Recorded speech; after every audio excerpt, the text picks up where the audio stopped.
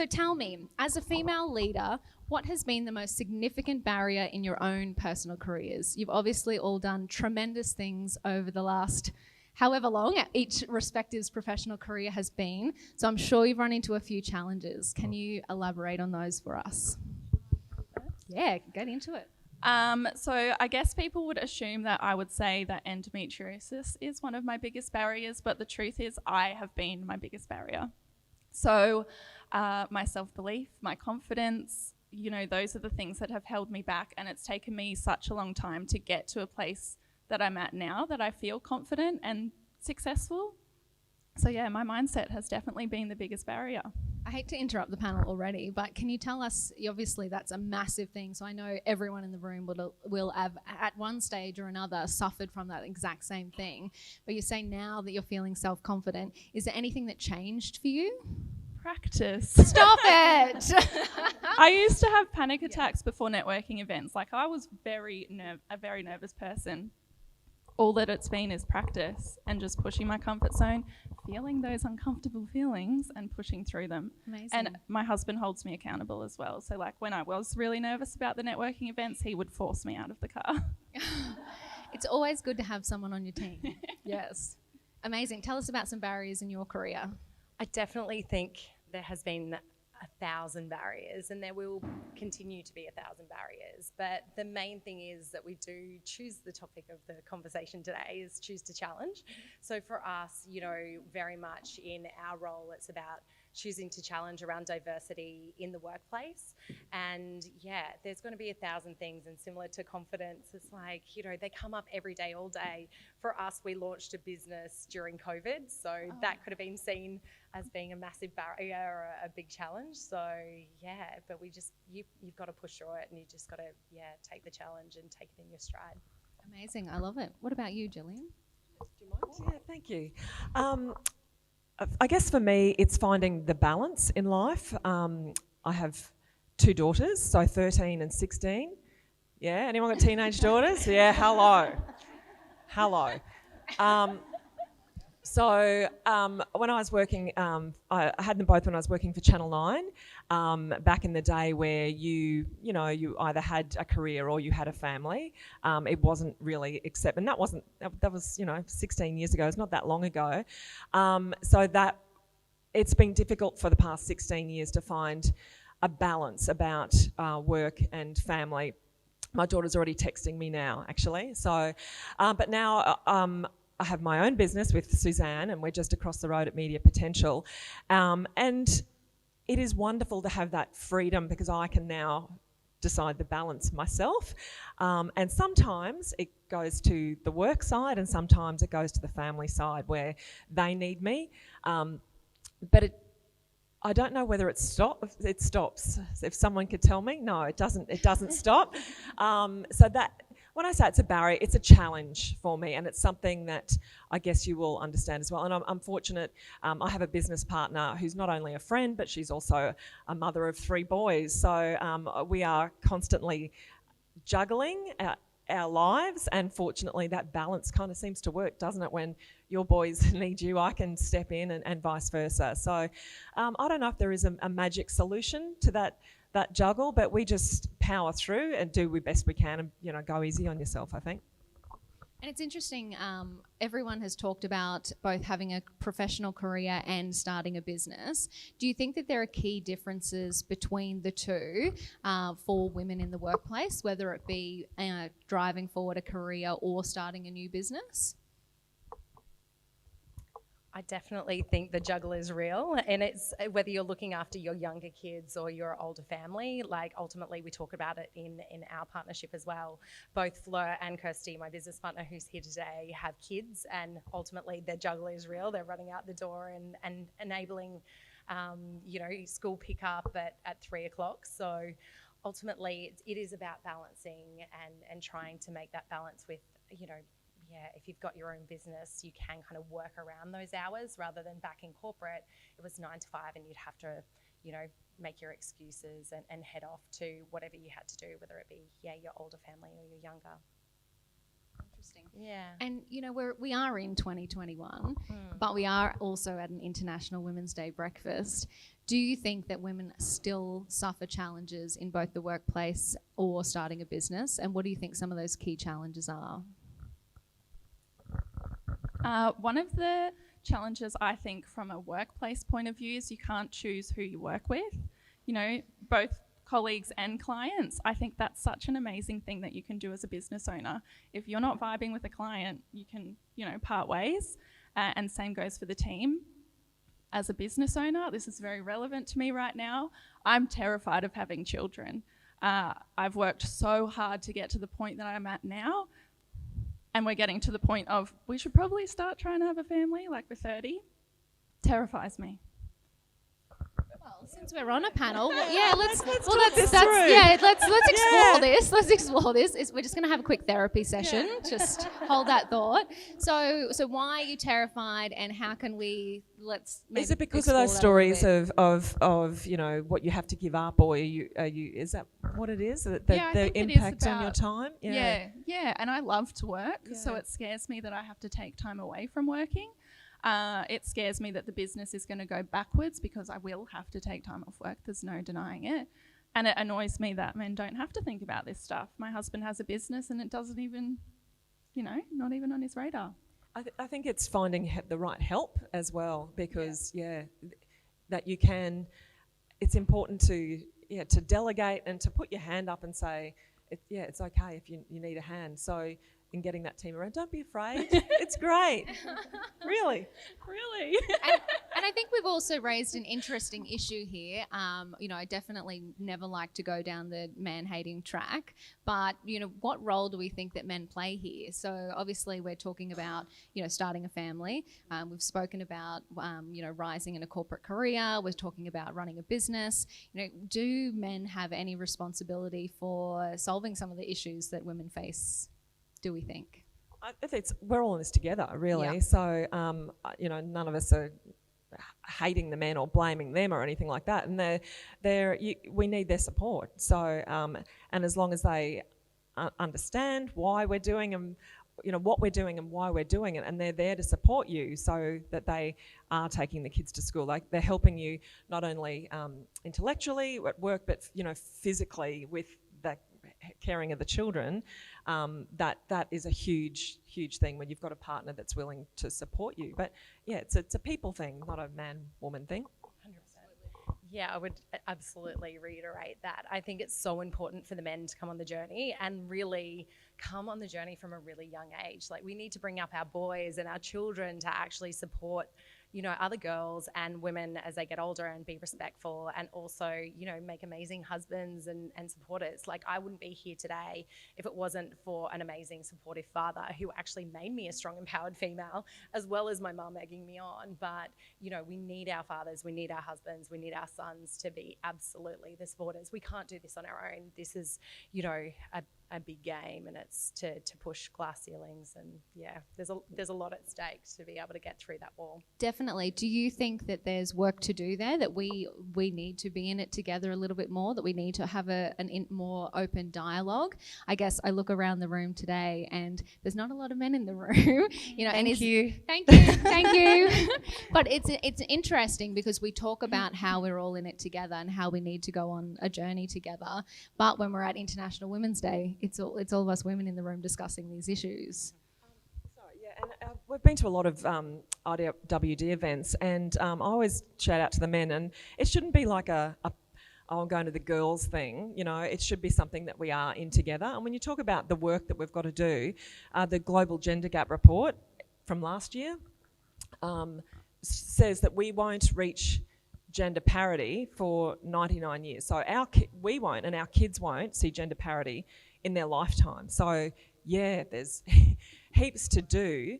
And the biggest area of concern in that, not only that Australia's 44th on the list, which means there's 43 countries doing it better than we are, including New Zealand is number 6. So, but also that the biggest area of concern is in the emerging roles, where you guys come in. So, cloud computing, data, the representation of women in those areas is so minor, like 16%, 7%. So they're the growth industries. So, fast forward in 20 years, like, you'll be we'll be going backwards if those roles are growing. So that's where the concern is, that there's so much to do, and this is it gets so frustrating, doesn't it? When it feels like we've come so far and we've done so much, and you praise the first wave, the second wave of feminists, and then you think, oh my gosh, it's going to be okay, isn't it? But it is really interesting, because I think it's important to acknowledge how far we've come. Like, I mean, we're all sitting in this room today. I think we all understand how far we've come. However, when we talk about what work there is left to do you guys have any opinions on what work is left to do? How are we going to address some of these issues? Definitely what Gillian was saying is there's 38% pay gap between male and female at the moment. So there's so much work to do, is like hiring more women and creating diverse workforces. It's so important that, we lift women up, and they're charging what they're worth as well. So, in your own businesses and then also in corporate, that you're making sure that you're actually being paid what you're worth, and that pay gap is smaller over time. And interesting, because we've got a room full of business owners just about at the moment. What do you think as a business owner we can be doing differently? I mean, I know, just to share a personal story, my team is made up of half engineers, platform developers, and then half marketing people. And I'm, shocked to say that the engineers are men and the marketing team are women. And someone once said to me, because I made a complaint, I said, how do I find more female engineers? I really want to do better there. And they said, well, what are you doing about it? And I was like, well, I'm advertising the role, just not getting the right. And they're like, no, well, you're thinking about it wrong. You need to go to the places where female engineers are hanging out. It's up to you as a business owner to actively seek those people out. And it was an eye-opener for me. I was like, oh, God, I actually thought I was trying, and really I wasn't at all. I was just saying the words that I was trying. So I'm interested to know if you guys have any thoughts on, as business owners, how we do better to close the gender pay gap, to make sure we're hiring more women in leadership roles, because I think it is all of our responsibility in this room. My simple answer is hire more women. Just hire more women in those roles that are more male dominated. So especially women in tech, it's really important that we're hiring women in those roles and finding those key talent in those roles. I agree, though. My husband has a software development agency, and he calls women coders dodos because they're so rare. He would love more women in his team. I think it needs to start from a younger age, that we need to be encouraging women to go into those industries.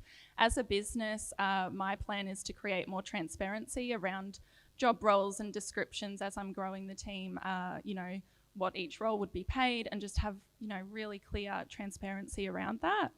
I don't know if it's going to work, but we'll try it. Worth giving it a go anyway. And there's all this research on, girls getting into STEM, and then they call it the leaky pipeline. So the pipeline's there, but then they sort of drop off around for various reasons. But and that needs to be fixed. But also, quite controversially, there's always got to be one on a panel. The idea of quotas. So some people don't like them. I think there is absolute merit in quotas, and politically, quotas have worked. So that's about. It's working quite well, and as I said before, it's 100 years before we get to parity. We can't just sit and wait for it to happen naturally. It does need a bit of a push. So some countries are doing it really well, where they are having quotas as opposed to targets. So that forces you, as you were saying, Danielle, to go out and to say, okay, how can I find these female engineers? I need to go and find it. What can I do specifically to go and find it? So some people will say, well, I don't want to be the token girl on the team. And at an event a couple of years ago, it was Women in Engineering.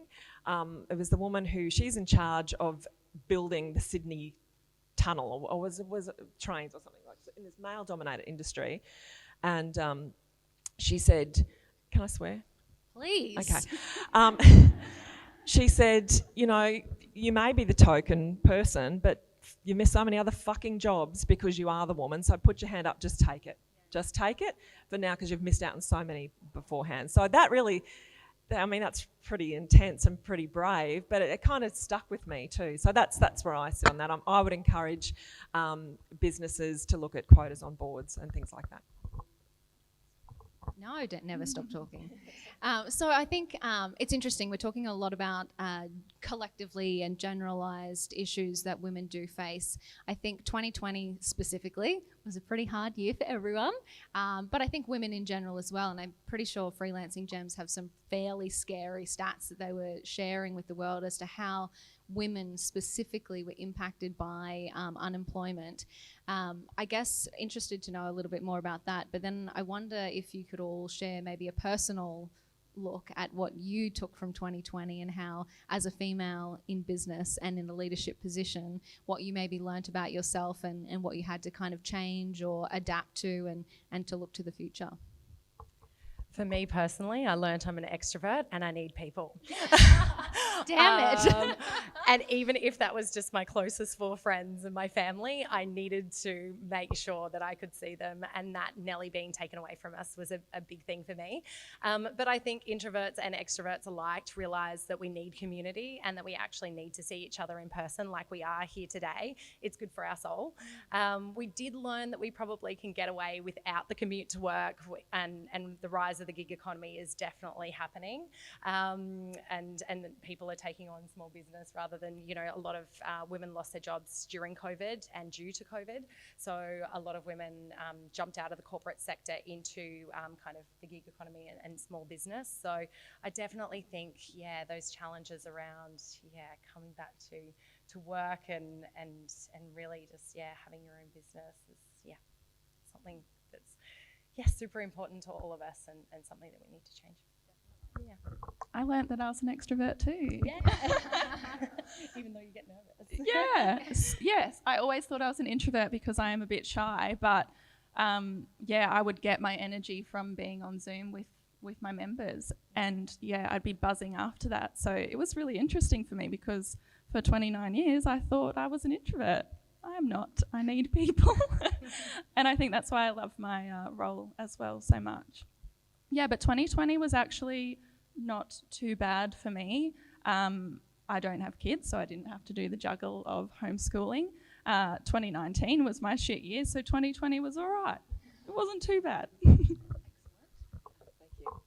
Well, I'm an introvert, so I loved it.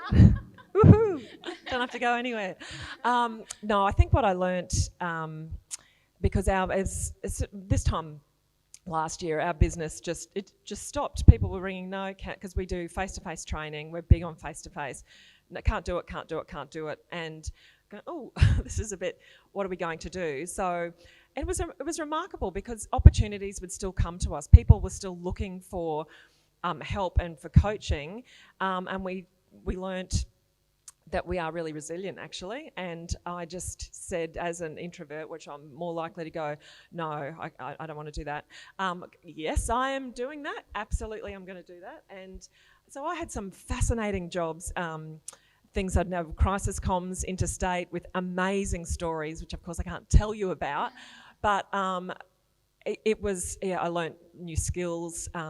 You learn what your skills actually are. And having my working career in a newsroom, that's what skills you do develop, and you have to think on your feet, you have to think quickly, make a decision now. So it always does intrigue me in corporate life where a decision gets made and it goes to one team, then another meeting, and then another meeting. In a newsroom, you go, we're going to do it? Yep, doing it now. So that's always interesting, but I think it's a great skill. I understand the skills that I've developed as a journalist and how they can help in our business. I mean, that's an interesting point as well. I mean, there's people in the room who are in careers and thinking about taking the leap into business, and there are also business owners as well. Do you think that the skills between the two are transferable? I think for me as a journalist working it, because they're really insular places, newsrooms, they're odd places to work, and thinking, well, when I step out, and also as a TV presenter and newsreader, like, how's that translatable, that skill, reading out loud for a living? Like, how is that translatable?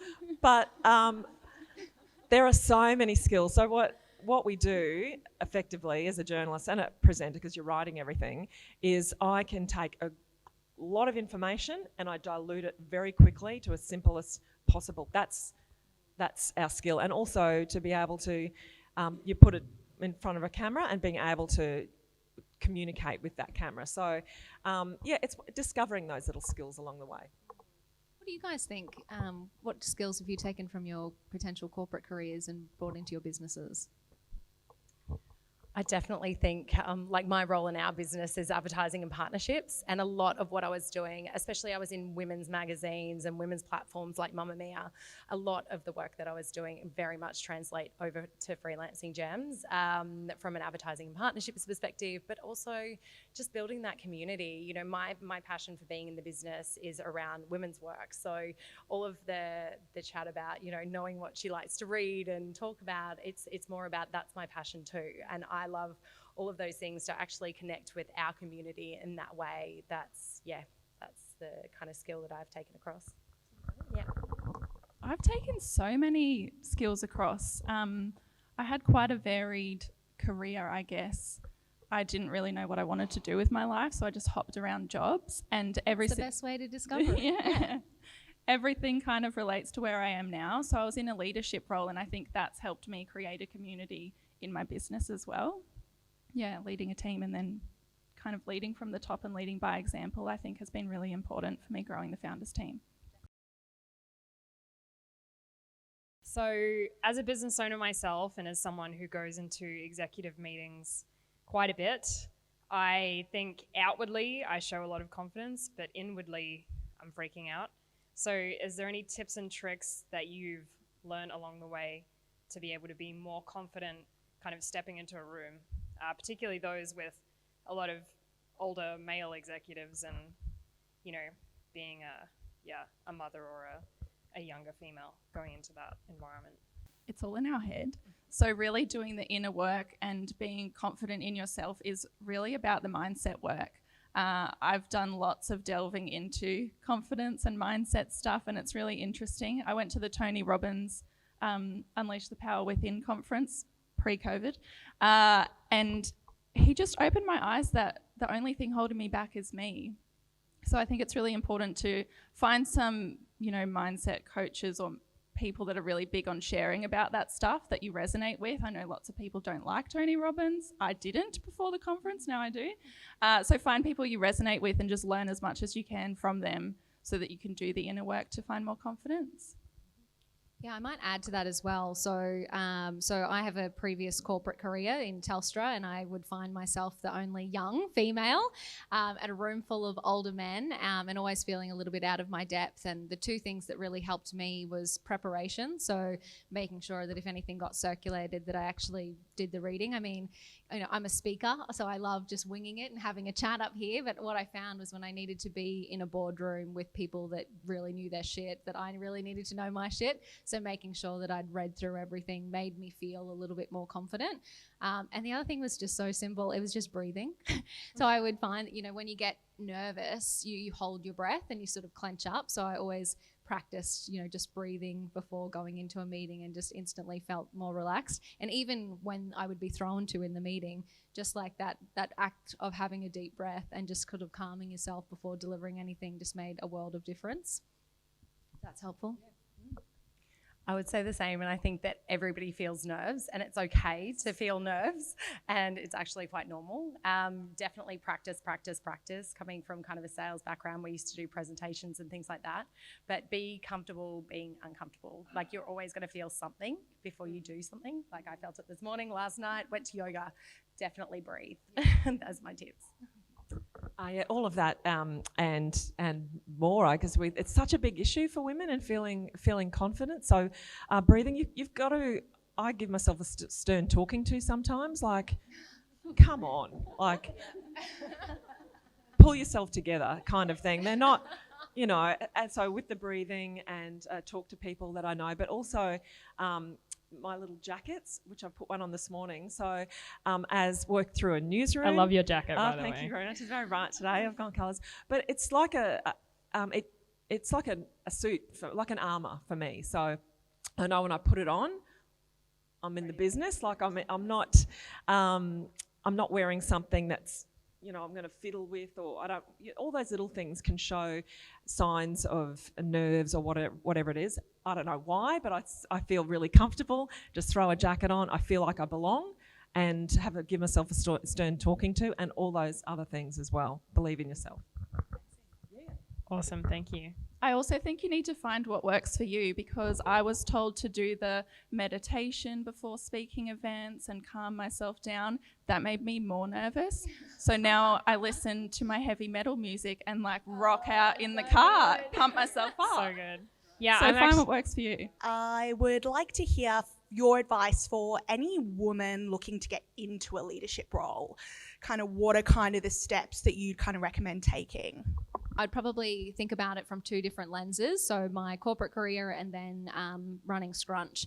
So from a corporate career point of view, for me, it was always about networking. So it was understanding where I wanted to go, who might be in those roles already and who managed down to those roles, and making sure that those people knew who I was, so that when the opportunity did arise, they knew who I was. They knew how fabulous I was. You are? Of course.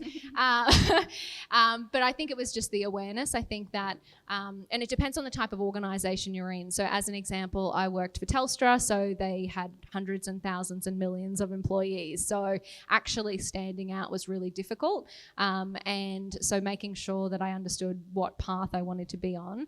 I was also really fortunate. So at that time I had an amazing manager, so I would make sure that that manager knew where I wanted to go, so that there was other people thinking about my path as well. So other people were looking for opportunities for me as I went. And I think it's a little bit different when you're in a business, because you kind of fall into being the leader. So as a salesperson my whole life, I never really reported to anybody but my sales number. So the harder I worked, the more money I could earn. I never managed anyone. And then when I started Scrunch, all of a sudden I had a team to manage, and I was the leader, and I had to actually fill the shoes and grow into the role. So it was a little bit different in that respect, because everything then fell to me to learn and grow. So I had to basically look at, well, what am I good at? What am I bad at? And how can I fill those gaps? So how can I understand what learning and development I need to do? And is that seeking a mentor? Is it taking a course? Is it, just talking to the team and understanding how they need me to show up and do better as well? That's such a good point. And something I've noticed with majority of the Founders team members are women, but we do have we've got 5 guys now. We had 1 until this year. Women are terrified of hiring teams because they've never led anyone before. But I think it's really important to, if that does happen, just to learn. No one really knows what they're doing, we're just kind of winging it, so that's fine. But in the corporate role, I think it's really important to communicate and ask the questions. What do I need to do to become a leader? How can I progress? Let's make an action plan. And doing it that way, that's what I did when I was hungry and driven. I would definitely say, similar to Danielle, I was from a corporate sales background, and it was all about networking. I realised this week that I've got some high points on LinkedIn, but I think it's more about the fact of my corporate days, and networking was key, number one, and very much so having your community around you to lift you up. So in our own business now, it's very much about even us. We have our own community to lift us up into that kind of leadership role, but then also, find your tribe and just take the leap. That's my tips. I really have nothing to add to that. That's That all was, you said it all, Danielle. It was Sorry, so did the other guys. girls. No. It's perfect. It's excellent. So as I said, I'm on the Women in Media Committee, and we're currently giving away a scholarship to a mid-career woman to study to make that leap into a leadership position. So I think that connects back to networking. So Definitely. And I think even if it's wanting to grow into a leadership role, I just think constant life learning is fundamental. Do you guys have any experience or tactical advice on burnout and how to avoid it happening as a business owner, plus juggling other areas of life? Or have you ever been there, or have you ever recognized signs that you were getting there, and did you do anything to stop yourself? we caught up with some girlfriends on Friday for lunch, or last Friday, and one of them, you could see that sign. She just, you can tell that it's just all getting a bit much. Work, family, and elderly parents as well. And those signs, and it was like, oh my gosh, you need to put your hand up and say, I need a hand. Like I can't. A lot of us do fall into that trap of, I'm going to do this. I can do this on my own. No, that's fine. I'll do it. That's fine because I can do that because, My team would tell me that I say that too no, much. No, I'll do it. No, everything's fine. Everything's fine. And I know I've got a team of other mums who live around me who I call on all the time, and they call on me. So when I can do it, I'll go, yep, I can do anything you need, and vice versa. But I think that's the biggest thing. Rely on your network and just ask for help. I think there's also no such thing as work-life balance, especially coming from corporate and in sales, which is pretty high pressure. You do have to find your balance though. And I know we laughed about it earlier, but I walk my dog, I go to yoga. I do definitely have to go and find my balance, especially being an extrovert and being super hyperactive.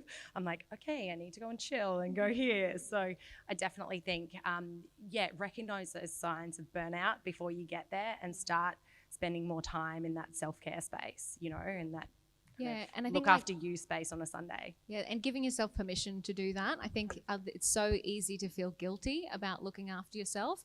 I know even here, sometimes if I have like a late meeting or a late call, I'll say to the guys, I'm going to go home now at 4:00, go to the gym, relax for a couple of hours, and then I'll jump on that call. So I think not feeling guilty about going, no, I actually need a couple of hours where I'm not talking to anyone, I'm not looking at a screen, I'm in the fresh air. And giving yourself that permission to have a bit of space. I think scheduling your time off is really important. I have to take time off every month, so I haven't really reached the point of burnout yet. But I was pretty much there last December. Just was super busy, and I started resenting work, which is a bad sign. That was a clear indicator that I needed to take a break. What was I going to say? It'll come back to you. you. Guilt. There you go. The guilt. It takes practice. When I first found out that I had endo and started taking time off, I felt sick with guilt that I should be doing more, I should be working. And then I realized that I'm not a heart surgeon, like it's not really that urgent. If someone wants to email me, I can get back to them tomorrow. Nothing bad is going to happen. But it does take practice. So start small, start taking an hour off each week, and then gradually build up, and you'll get used to it and realize that your business can still run without you. I'm just sitting here listening to all you beautiful, inspiring women, wishing that my 19-year-old daughter was sitting beside me and hearing these conversations, because they don't know, they're stuck in this world of what am I going to do with my life, and I'm at uni and it's hard, and bad things are happening to friends around them, and they're scared of the future. So the question I have for you is what would you tell your 19-year-old self now that what you know today, and what can we do to help make sure that our young children, women, can see this future, then can see that you can be successful, but it's hard. And you have to be confident, and you're in a world that is male dominated. How can we help them? Yeah, my 16-year-old doesn't listen to me, so I hope your 19-year-old does. So it's really difficult. What I'd say to my 19-year-old self, and I'm a lot further away from 19 than the rest of the panel. I'll be interested to hear what you say, but just that there's no rush and no race. I think when I see so many kids finishing school now, there just seems to be so much more pressure on them. Like when you went to high school, you go to high school to finish and then move on after that. But they're just so directed towards careers, which is good in a lot of ways, but there's so much pressure on them. And a friend's daughter who's now in her 20s, she's went to uni and did, what am I going to be? And she's now a chippy down at Brunswick Heads. She is having her best life, and that's been a really good message for me. She's just so happy, and and there's no, we've all jumped around. We've all jumped around different jobs. It's an experience, I guess. There's one thing, then you go to the next thing, then you go to the next thing. So that's basically what I would say. And there's so much I could talk about teenage girls and all those reports. I won't talk about those, but the sexual assault issue with girls as well. That's a whole nother panel for another day. I mean, it's really interesting. I was talking to someone and I was nervous, so I can't remember who I was talking to before we started. But we were talking about the fact that when I was at Telstra and sitting around a table, and I was young, so I was in, let's say, early to mid 20s, and I would sit around a boardroom table of older men. At the time, I didn't think that there was anything wrong. I was very much just trying to get ahead in my career and laughing along with the inappropriate jokes. And it actually wasn't until now that I look back and go, that wasn't okay. But I didn't know any better, and I think that, so then now I kind of think I have a responsibility of trying to educate, because I think, we've talked about what we can do as business owners, we've talked about what men can do and how we're a part of this conversation, but I don't think we've thought about the young girls that are going through the same issues but aren't at the table with us having the conversation. And I look back and I think I wish somebody had have told me what was okay and not okay, and I didn't have to figure that out for myself. So, yeah, I think, a starting point would be having them at the table, having the conversation with us. It was me that you were speaking to. Okay, good. 100%. 100%. We were talking about it because we actually went and saw Grace Tame. We were nervous. It's okay. We're good now. So Grace Tame actually spoke at the International Women's Day event on Friday. Actually, Kirsty and I attended, and she's such a strong female, but she was able to tell her story with so much conviction, even though it caused her pain. And the reason why she did it was because she's wanting to do it for generational change. And so those women and young girls are growing up knowing that it's okay to speak out. And I think that was the most powerful point for me. It's like, the young girls, just tell them that it's okay to say what's wrong and say what's right and really believe in themselves and know what's right and wrong. I think, I obviously, can't go into it in great depths, but I definitely recommend, if you haven't seen the press club. Yeah, she was incredible. I think that I would not have listened to myself if I tried to tell myself what to do at 19.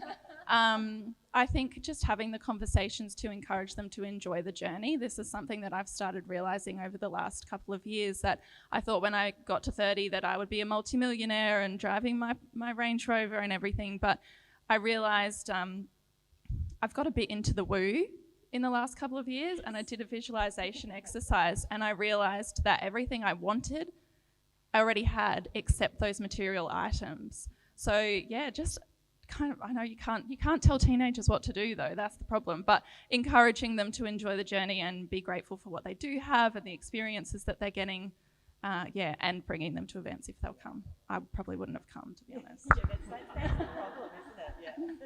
But as a mother of two girls in their 20s and a son in his 20s, I guess I always wonder about what it is that we need to communicate so that we are mentoring them in the right path.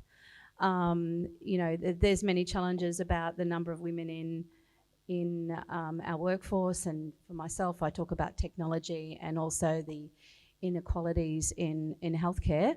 You mentioned endometriosis, and I think that there's so many inequalities in decision making around science and etc. But I guess what if we talk about the numbers, and to bring about change, and that we must have numbers. I guess we all wonder, what is that magic thing that we need to do to bring about change of the men that are accompanying us on this journey? I think the idea that you can't be it if you can't see it, and that applies to our kids. So having your children see you in positions of leadership and equality, but also for the blokes as well. And there is, I don't know if anyone has clients or working in like the old school lawyer Brisbane corporate world. It still is really hard to. It is hard to crack, and that a lot of times that they don't have a lot of women around them in their boardrooms still. So it's supporting those women to get into those positions, and then when a woman is there, it's throwing down the net and bringing support young women to come up with you. Do what you can. I think that's probably my answer.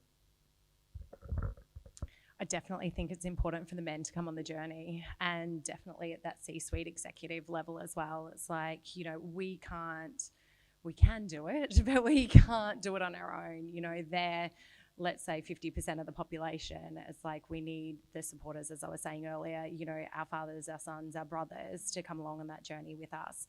It's about them as much as it's about us, even more so, and just making sure that they're our biggest supporters.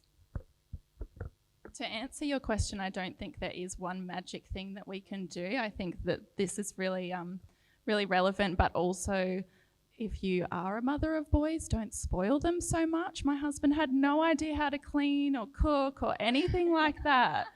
So I think that's really important. He's good now, but it took a while to get training. there. It took I training. trained him. I just forced my son to move out of home last year so that he can learn, and he's just become a fine young gentleman. And one tip, when you were talking about the burnout before, some of the most impressive women that we train is that they have this in their diary. They put an hour aside to just think, so they don't take any emails or any phone calls. They stop putting out fires, and from 1 to 2 every day, they just think strategically, and they think about how to think in a much more global way rather than getting down into the nitty-gritty, which I think as women we tend to do. So it's that much more strategic thinking. So my question is to the panel, do you do that, and do you find that that helps you manage your life? I do now. I've only just started having time aside to think, because I've grown my team now and they're doing the work while I'm being the strategist. It was actually really weird though for me, and I've really struggled through this transition because I've gone from work to then having space, and it's definitely been a challenge. So I think starting small would have been a better idea than going from having 90 members to 20. Yeah, and I think it's really important. I've had so many epiphanies in the past couple of months that I've been doing it. Yeah. I would definitely say I didn't do it before. I've had to do it recently, is like put 3 hours in my diary at the start of the week. And we always say we get caught up with the busy work. So yeah, 1 hour a day would be ideal. I definitely think it's about setting up your day in the morning as well for me. So I've recently said to my friends, I'm like, I think I need to join the 5 a.m. club because, you know, like literally wake up, go for a walk, set up my day before I hit the office. So I'm thinking first. I think in the shower. That's it. Strategize. That's it. On with it. But thank you. Think with that? Thank you, Suzanne. I'll do that from now on. It wasn't a targeted dig.